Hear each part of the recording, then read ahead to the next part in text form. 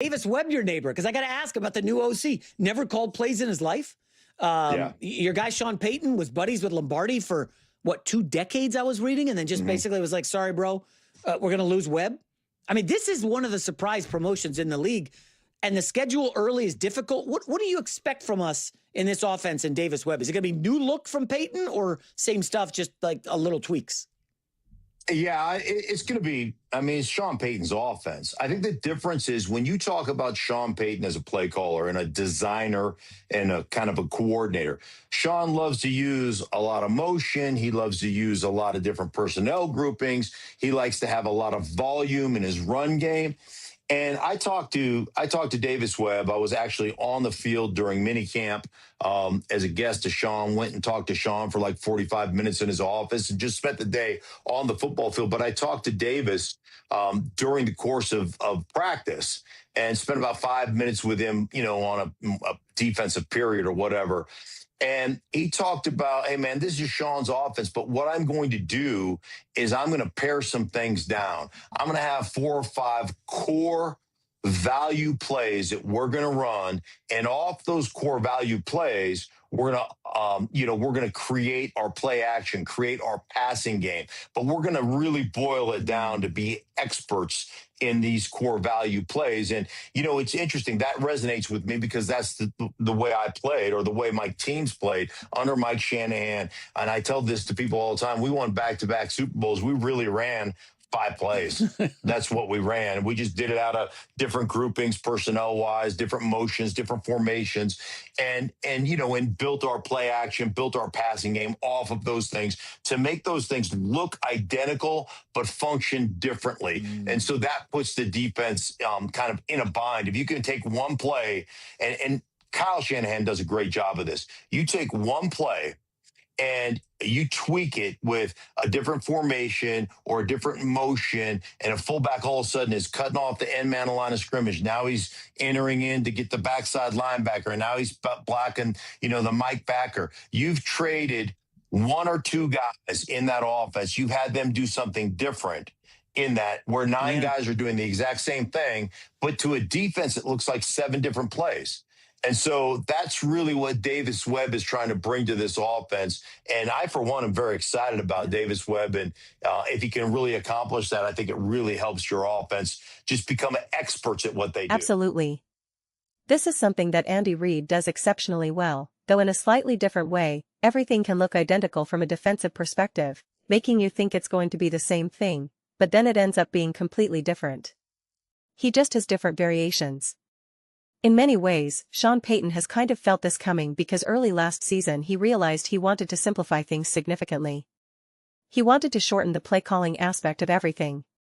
So there's a greater emphasis across the league on trying to simplify these offenses. Now, I've said this a billion times, and people still don't seem to love the word simplify. Sometimes people take offense to it. I noticed Greg Cosell a couple years ago brought up simplifying offenses, and he embedded in his answer, "Everyone relax. That's what you're supposed to do as an offensive coach."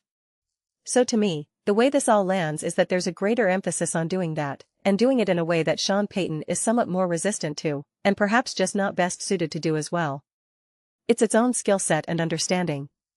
That's why it's not surprising when you hear about some of the changes the Broncos want to make, and when you compare it to how things were going last season, you can see why things could be so easily disjointed. How many times have you watched the Broncos and thought, this feels disjointed, without being sure why? That's why I always reference the Kurt Warner moment where he said he had trouble explaining it.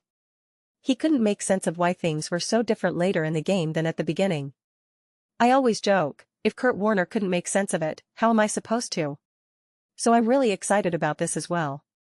Before I go any deeper, I want to extend a request to all the Denver Broncos fans out there. Please do not forget to subscribe and watch the full-length video, because that is without question the best way to support this channel. It allows us to keep having the most impartial, well-reasoned, and transparent conversations about the Broncos. Your support makes a massive difference, and I truly, truly appreciate it. There really is a transition happening in how quarterbacks play.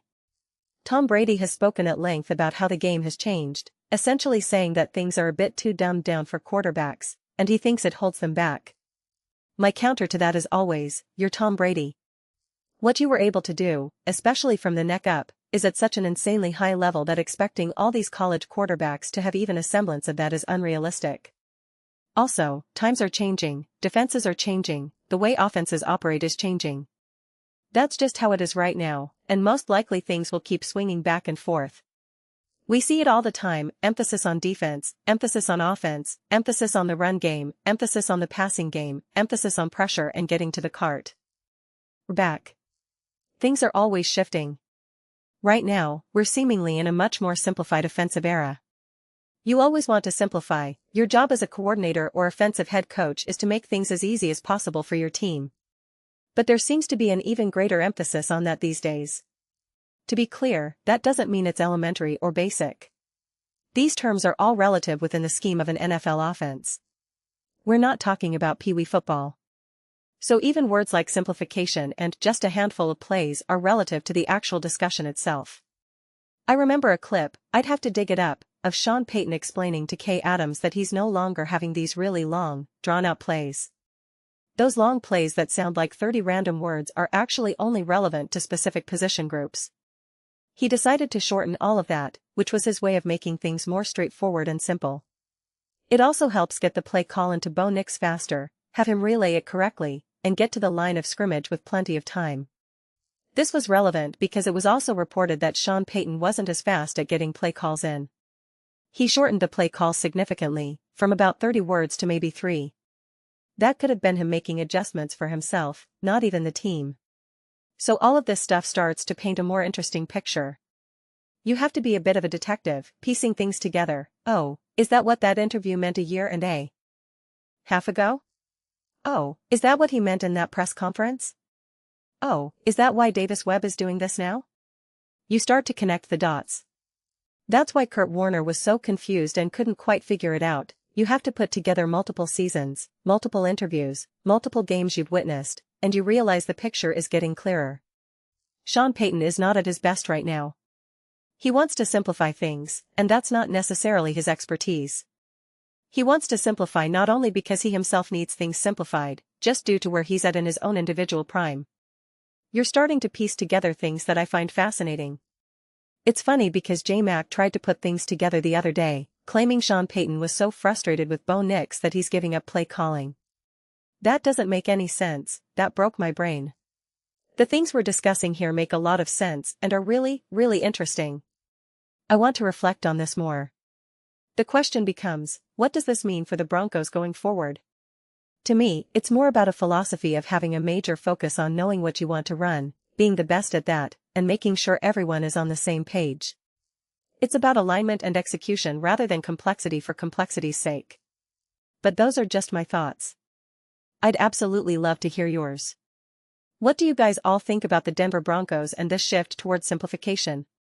Let me know your thoughts in the comments below. I read every single comment, whether you agree with me or disagree.